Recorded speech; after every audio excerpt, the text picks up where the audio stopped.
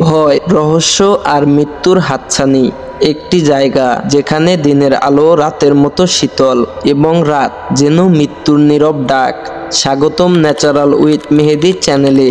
আজ আমরা জানব পদ্মার মাঝের সেই চর সম্পর্কে, যেখানে মানুষ হারিয়ে যায় কিন্তু ফিরে আসে না। পদ্মা নদীর বুক চিরে ওঠা আসা একটি নির্জন চর। স্থানীয়রা একে ডাকে মৃত্যু চর নামে। এটি দিনের বেলায় একেবারে সাধারণ মনে হলেও রাত হলেও জায়গাটি যেন রূপ নেয় অন্য জগতে। এই চরটি শরীয়তপুর, মাদারীপুর ও রাজবাড়ীর মাঝামাঝি এলাকায় অবস্থিত। অনেকেই এটিকে ভুতুরে চর বলে ডাকে। স্থানীয় জেলেরা বলেন এই চরের আশেপাশে নাকি মাঝে মাঝে নীল আলো জ্বলে উঠে, আবার মিলিয়ে যায়। অনেক জেলে তাদের জালের মধ্যে মানুষের হাড়গোড় পেয়েছেন বলে দাবি করেন। আর সবচেয়ে ভয়ঙ্কর কথা হলো প্রতি বছর 2 থেকে 3 জন জেলেই ওই চর থেকে আর ফেরে না। কারো লাশও পাওয়া যায় না, শুধু শোনা যায় গভীর রাতে পদ্মার বুক চিরে কারা যেন আর্তনাদ করে। অনেক অভিযাত্রী জানিয়েছেন চরের মাটির নিচ থেকে অদ্ভুত শব্দ আসে, কখনো যেন শিশুর কান্না, কখনো জলের গর্জন, আবার কখনো মানুষের হাসির মতো শব্দ। আর একটা গন্ধ, যেন কিছু পচে যাচ্ছে কিন্তু কোথাও কিছু নেই। এই গন্ধে অনেকে অসুস্থ হয়ে পড়েছেন। একদল তরুণ একবার চ্যালেঞ্জ নিয়ে চরে রাত কাটাতে যায়। তারা ক্যাম্পিং করছিল। রাত 1টা বাজে।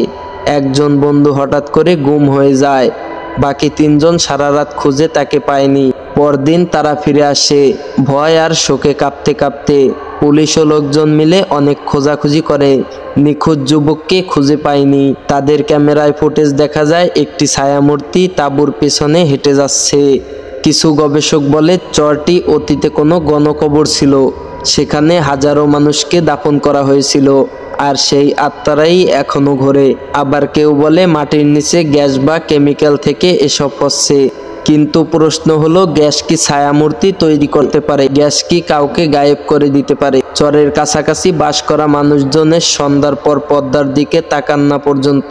তাদের মতে ওখানে তাকালেই ডাক পড়ে, কেউ যেন মন টেনে নিয়ে যায়। তারা বিশ্বাস করেন ওই চরে নাকি জিনের বাস, আর একবার কেউ চোখে পড়ে গেলে সে আর নিজের মতো থাকে না। এই ভিডিওটির উদ্দেশ্য ভয় দেখানো নয়, বরং একটি রহস্যময় জায়গার সত্য এবং লোককথার গল্প আপনাদের সামনে তুলে ধরা। আপনি যদি কখনো পদ্মার মাঝের চর দেখতে যান, সতর্ক থাকবেন। দিনের বেলায় গেলেও রাত নামার আগেই ফিরে আসুন, কারণ ওই চরের রহস্য আজও ভেদ হয়নি, আর হয়তো হবেও না। এই ছিল আজকের ভয়ঙ্কর ও রহস্যময় গল্প। ভিডিওটি ভালো লাগলে লাইক দিন, শেয়ার করুন এবং চ্যানেলটি সাবস্ক্রাইব করতে ভুলবেন না। আর ফেসবুক পেজ থেকে দেখে থাকলে অবশ্যই পেজটাকে ফলো করে দিয়ে যাবেন। আপনি কি কখনো এমন চর বা জায়গার কথা কখনো শুনেছেন? ভয় দেখানোর জন্য নয়, সতর্ক করার জন্যই বলছি। সবচেয়ে অন্ধকার জায়গাগুলোতেই নাকি সবচেয়ে বেশি কান্না শোনা যায়।